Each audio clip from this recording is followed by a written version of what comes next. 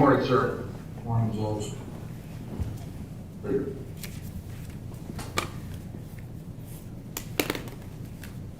Yep. It's case number 2023 CRA 03157, State of Ohio versus Isaiah Makuch. Defendant was charged with aggravated murder, felony 1, and discharge of firearm in prohibited premises, felony 1.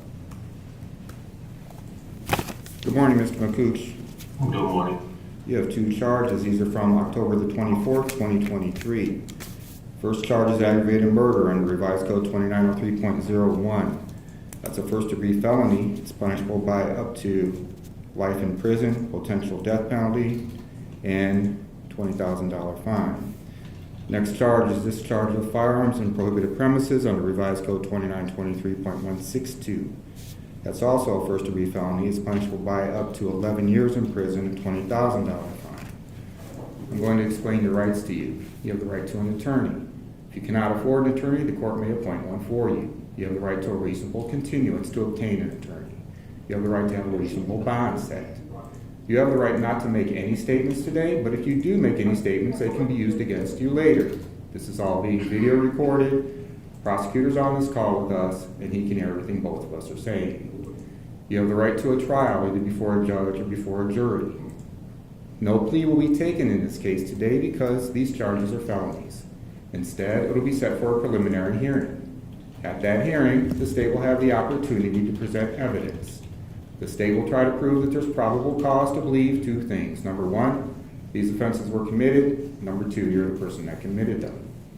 If the state meets its burden of proof, this case will be transferred to the Lorain County Court of Common Pleas for presentation to a grand jury. And that preliminary hearing will be set within the next 10 days. Will you be hiring an attorney or requesting a court-appointed attorney? Court appointed. Do you have a job, Mr. Makuch? No, I do not. When's the last time you worked? Like 2 weeks ago, I was a truck driver. All right, did you fill out the application for a court-appointed attorney? No. The stuff we filled out, you signed. Oh, yes, I did, yeah. All right, I'll take a look at it and make a determination about whether you qualify. I'm going to ask the prosecutor to tell us the allegations. Mr. Kishman. Thank you, Your Honor.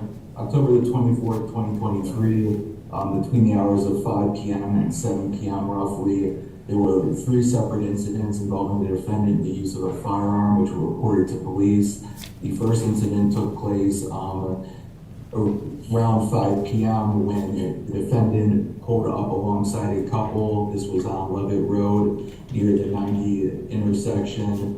Pulled out a firearm, pointed it at a couple that was seated in their car. This incident was captured on dash cam video, later reported to the Amherst police. Subsequently, around 6 p.m., 911 received a second call involving the defendant. Michael Dasco reported that a gray Honda Accord, later determined to be driven by the defendant, had just fired shots at him on his motorcycle. 2 of the shots struck the motorcycle. He was not hit, however. And then lastly, around 6:11 p.m., multiple calls were received by 911 reporting a shooting on Lake Avenue in Emerson Court. Witnesses reported seeing the same Honda Accord, again, later determined to be driven by the defendant, leaving the area. This was captured on a Ring doorbell cam. This time, the victim was struck 5 times. Trey Suki was his name. CPR was administered by bystanders before EMS arrived. However, he was later pronounced dead. The license plate information was used to determine the vehicle belonged to the defendant as well as his address. Police took him into custody, obtained a warrant for the vehicle. Upon execution of the warrant, a firearm was located inside of the vehicle as well as a bullet hole showing the trajectory indicating a shot fired from the outside or from inside of the vehicle in the B pillar of the car. The defendant was arrested, Mirandized. He acknowledged having driven the vehicle shortly before the incident, denied having any information provided to the police regarding the shooting itself, however. What about prior offenses by Mr. Makuch? Mr. Kishman. Aside from the speeding ticket, Judge, nothing that the state is aware of. What's your position with respect to bond? Judge, I would request a bond in excess of $1 million on each of the two counts. No firearms, no weapons provisions, no contact with the victims or any of their families. All right, so Mr. Makuch, I'm setting bond on each of these first-degree felonies in the amount of $1 million. As a condition of your bond, if you do post bond, you'll have to obtain a mental health evaluation, follow all recommendations of treatment at your own expense, no weapons in your possession at any time. Also, if you do post bond, you'll have to be fitted with a GPS monitor prior to your release from jail. We have an alleged victim that needs to speak. All right, Mr. Makuch, I'm going to allow an alleged victim to speak with respect to this issue of bond. Please raise your right hand. Do you solemnly swear the testimony you're about to give in this matter will be the truth, the whole truth, and nothing but the truth, so help you God? Yes, ma'am. State your name, please. My name is John Novak. Mr. Novak, what do you need? Well, first of all, what's your relationship with with the alleged victim in this case? He's my brother. I represent his family. His father's one of my best friends ever. No bond. I mean, there's enough repeated things going on right now over people getting out and going back and doing the same thing, or flight risk, taking off. It should be a hate crime. He had said he was after bikers, and that's what he was going at. He knew what he was doing. There's no insanity here. He cannot be saying that he was having an episode, or he knew what he was doing. This was planned in his head. Time in between each crime that he was doing. Trey Suki had the biggest, warmest, softest, lovingest heart in this world. Raised right, all that he wanted to do was right.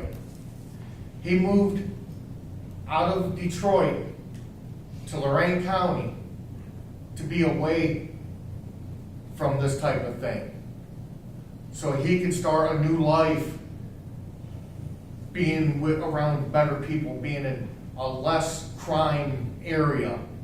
All that he did was right. He rode with us, which the Worthless Nuts, we are a nonprofit motorcycle association. We do nothing but good for the community, and that's all Trey was about. It's all he wanted to do. It warmed his heart to do for others without him receiving anything for it. Very unselfish man, very warm man.